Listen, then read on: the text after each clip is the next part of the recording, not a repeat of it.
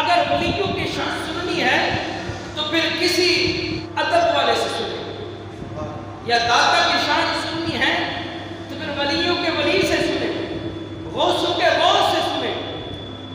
ہم جو بیٹھ جائیں جو ولیوں کے جو ہے انکاری ہیں ان سے کہیں کہ نہیں بتاؤ ولی کچھ دیتے بھی ہیں کہ نہیں دیتے، وزارت میں جانا جائز بھی ہے کہ نہیں ہے جائز، یہ تو کئی عرصہ پہلے دنیا سے چلے گئے ہیں، لیکن ان عقل کے اندھوں کو اتنا نہیں پتہ۔ حدیث پاک کے اندر آتا ہے جب ہم قبرستان جاتے ہیں کیا کرتے ہیں؟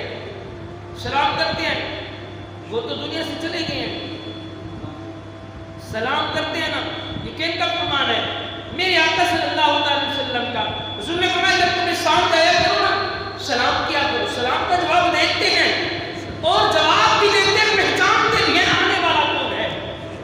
اگر باپ ہے اولاد چلی جائے اپنے باپ کے پاس قبرستان میں سلام کرے، ابا جان السلام علیکم ورحمۃ اللہ وبرکاتہ، یا کہہ دے یا عالم قبول، اے قبرستان والو سلام میرا قبول کرو، تو حدیث پاک کے اندر آتا ہے حضور علیہ السلام نے فرمایا وہ جواب دیتے بھی ہیں سنتے بھی ہیں۔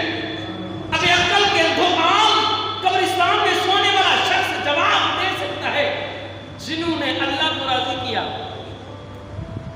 جن کی وجہ سے دین زندہ ہوا، جن کی وجہ سے دین پھیلا، جن کی وجہ سے ہم تک دین پہنچا۔ کیا مزاروں میں وہ نہیں سن سکتے؟ ہم کیا کریں؟ ہم بھی انہی سے سنتے ہیں ولیوں کی شان جو ہوتے ہی ولیوں کے بے ادب ہوتے ہیں، بے ادب ہوتے ہیں۔